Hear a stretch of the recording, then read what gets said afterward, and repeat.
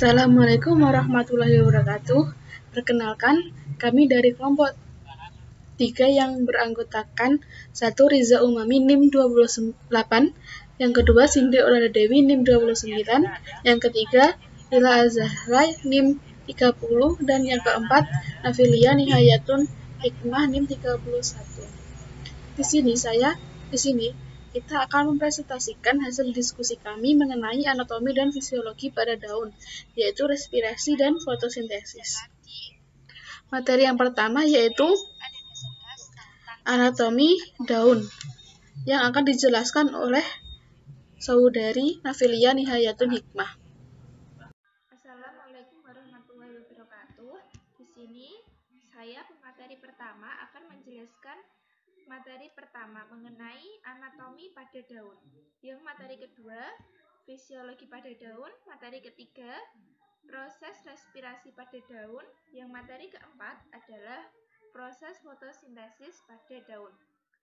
Oke, selanjutnya mengenai anatomi daun.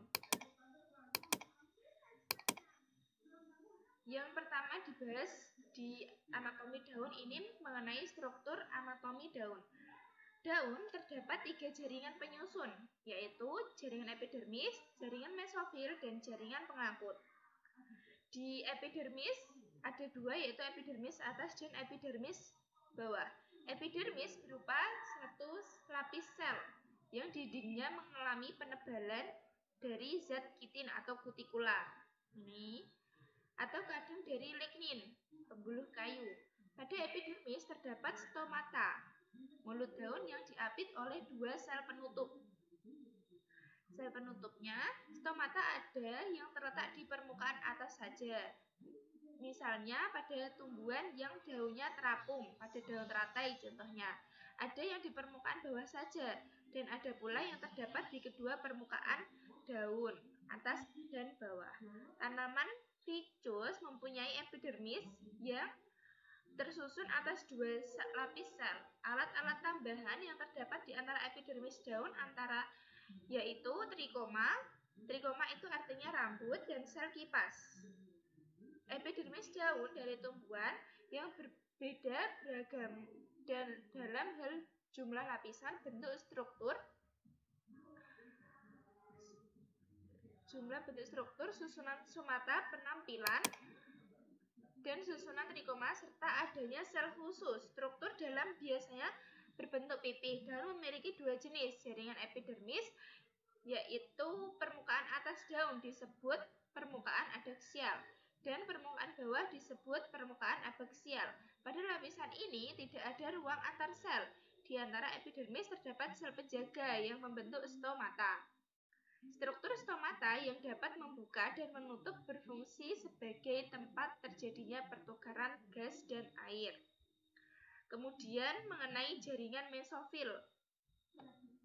Jaringan mesofil ini terletak di antara epidermis.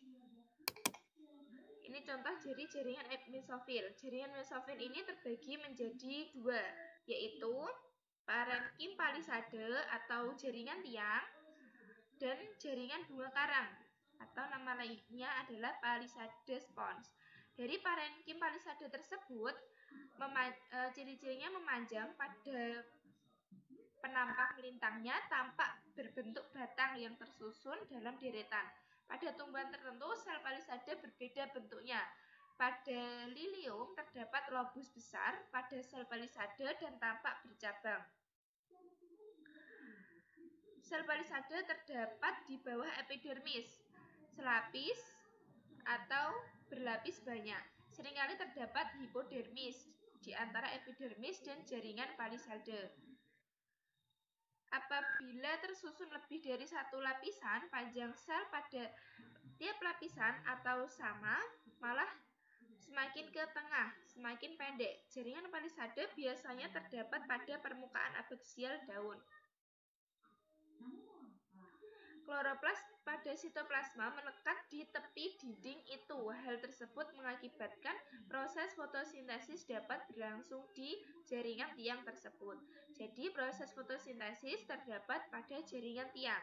Selanjutnya jaringan bunga karang atau palisade spons. Ini yang namanya jaringan bunga karang. Terletak di atas epidermis bawah. Berfungsi sebagai proses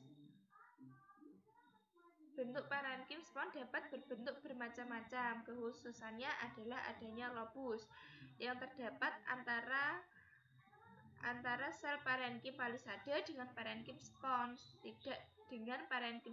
Tidaklah selalu mudah, khususnya apabila parenkim palisade terdiri atas beberapa lapisan. Kemudian jaringan paling bawahnya yaitu jaringan pengangkut. Jaringan pengangkut ini ada dua macam, yaitu xilem dan phloem. Untuk jaringan xilem ini anatomi yang sesuai gambar. Seperti seringkali terdapat kristal. Kebanyakan daun dikotil parenkim berkas pengangkut memperluas ke arah epidermis. Pada satu kedua sisi daun, sel mencapai arah epidermis. Ini berfungsi dalam pengangkutan daun.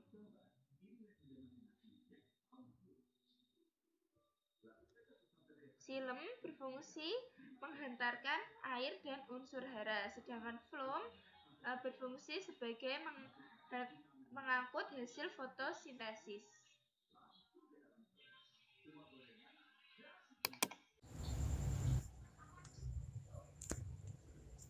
Baik, selanjutnya kita akan membahas tentang proses fisiologi pada daun.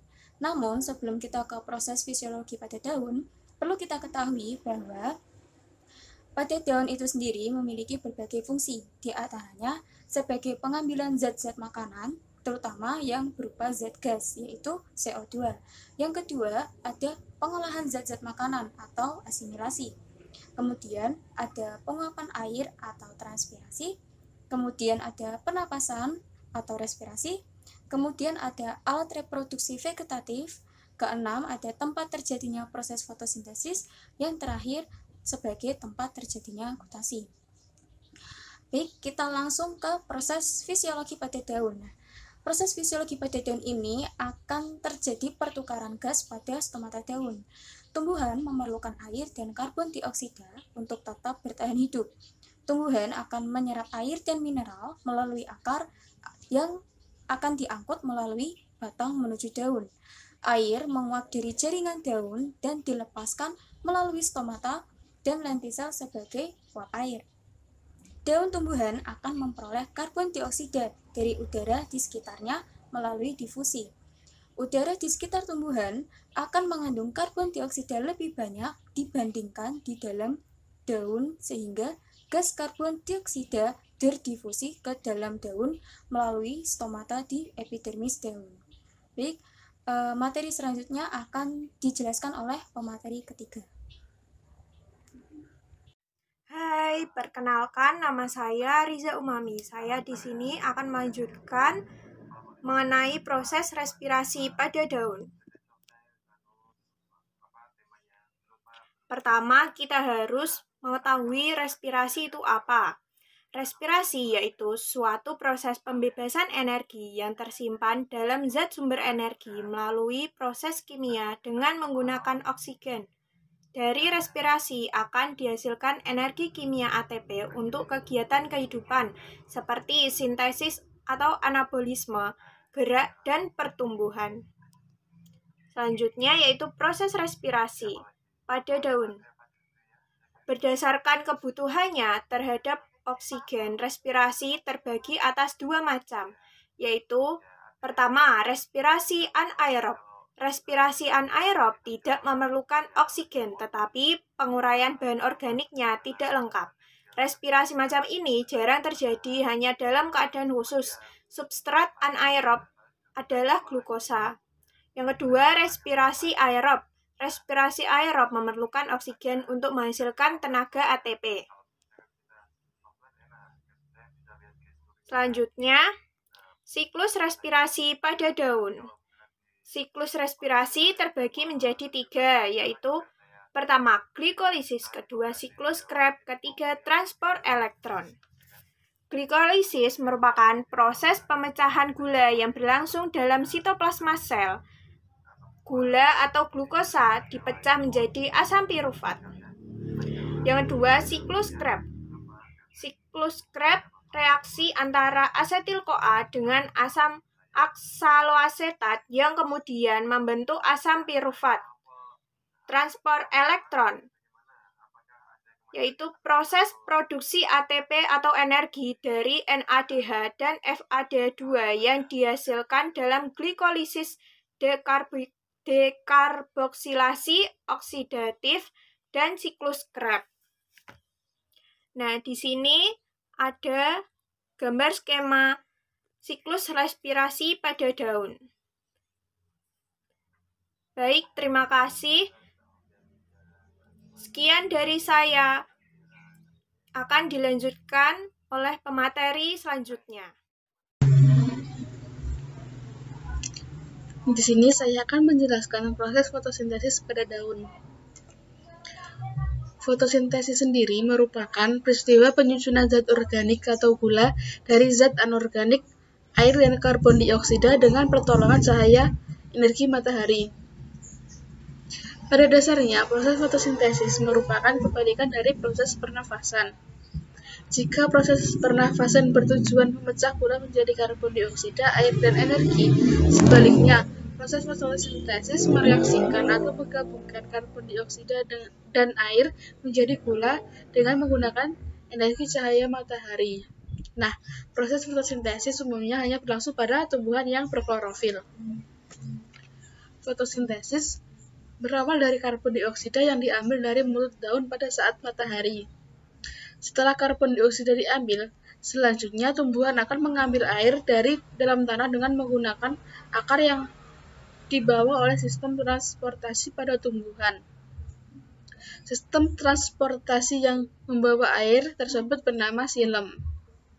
Dan jika cahaya matahari sudah tersedia, maka klorofil tumbuhan akan langsung menyerap cahaya matahari tersebut sebagai energi utama dalam pembuatan glukosa. Selanjutnya, glukosa akan langsung diolah menjadi protein, lemak, dan juga zat-zat yang lainnya. Proses fotosintesis juga berlangsung dengan sangat kompleks. Selanjutnya yaitu reaksi-reaksi fotosintesis. Yang pertama yaitu reaksi terang. Reaksi terang merupakan reaksi fotosintesis yang membutuhkan bantuan dari cahaya matahari. Pada umumnya, yang terkena langsung dengan paparan cahaya matahari. Reaksi terang juga berlangsung dalam membran tilakoid yang terdapat pada ruang kloroplas. Pada reaksi ini, klorofil akan bertugas sebagai penyerap cahaya matahari yang dimanfaatkan untuk mengubah molekul air menjadi oksigen dan juga hidrogen. Reaksi terang disebut juga sebagai istilah fotolisis. Yang kedua yaitu reaksi gelap. Jika reaksi terang sangat membutuhkan bantuan cahaya matahari, maka reaksi gelap sama sekali tidak membutuhkannya. Proses yang terjadi pada reaksi gelap juga sangat kompleks, seperti yang terjadi pada reaksi terang. Jika reaksi terang berlangsung dalam membran tilakoid, maka reaksi gelap berlangsung di bagian stoma dan kloroplas. Tujuan dari reaksi gelap yaitu bertujuan untuk mengolah karbon dioksida untuk dijadikan glukosa. Maka dari itu, reaksi terang sangat erat kaitannya dengan reaksi gelap. Karena reaksi gelap sendiri tidak akan pernah bisa terjadi jika tumbuhan tidak menjalankan reaksi terang terlebih dahulu. Materi selanjutnya yaitu faktor penentu laju reaksi. Faktor penentu laju reaksi dibagi menjadi dua, yaitu faktor internal dan faktor eksternal. Yang pertama yaitu faktor internal. Faktor internal merupakan faktor yang berasal dari tumbuhan yang akan melakukan fotosintesis. Karena pada dasarnya ada banyak sekali jenis tumbuhan yang hidup dalam keadaan yang bermacam-macam.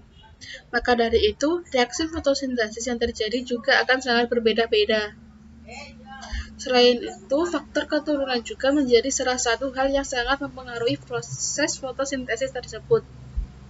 Contohnya saja seperti jenis tumbuhan albino yang sama sekali tidak dapat memproduksi klorofil, sehingga jenis tumbuhan albino tidak dapat melakukan proses fotosintesis. Ada juga beberapa faktor lain yang mempengaruhi, antaranya usia daun, kelengkapan organ tubuh, jumlah daun, dan translokasi karbohidrat. Yang selanjutnya yaitu faktor internal.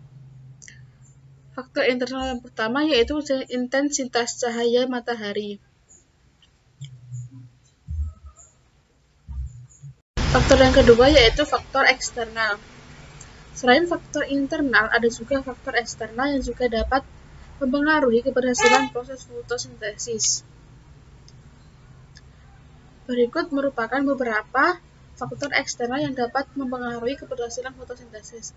Yang pertama yaitu cahaya matahari, kemudian konsentrasi karbon dioksida, yang ketiga suhu, yang keempat yaitu kadar air, dan yang terakhir kadar fotosintat atau hasil fotosintesis tersebut.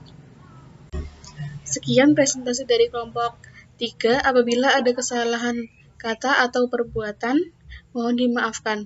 Wassalamualaikum warahmatullahi wabarakatuh.